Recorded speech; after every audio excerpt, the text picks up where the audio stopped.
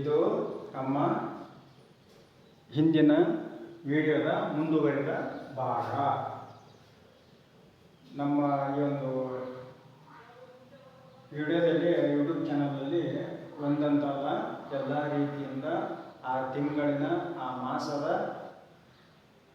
ಎಲ್ಲ ಶುಭ ಸಮಾರಂಭಗಳು ಯಾವಾಗ ಮಾಡಬೇಕು, ವಾಸ್ತುಪುರುಷನ ವಿಷಯ, ತರ ಹಾಕುವುದು, ಬಾಗಿಲ ಕೂಡಿಸುವುದು, RCC ಅಥವಾ ಮೇಲ್ಬುದ್ಧಿ ಹಾಕುವುದು, ಇನ್ನಿತರೆ ಯಾವುದೇ ರೀತಿಯ ವಾಸ್ತುಗಳಿಗೆ ಸಂಬಂಧಪಟ್ಟಂಥ ವಿಡಿಯೋಗಳು ನಮ್ಮ ಚಾನಲ್ನಲ್ಲಿ ಆಯಾ ತಿಂಗಳಿಗೆ ಸಂಬಂಧಪಟ್ಟಂತೆ ಬರ್ತಾ ಇರ್ತವೆ.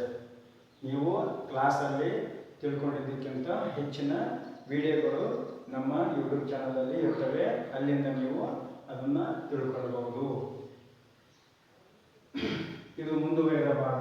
ವಿಷಯ ಅಂದರೆ ತಾರೀಕು 15/12/2025ರಿಂದ ತಾರೀಕು 31/1/2026ರವರೆಗೆ ಶುಕ್ರ ಹಸ್ತಂಗತನಾಗಿದ್ದಾನೆ.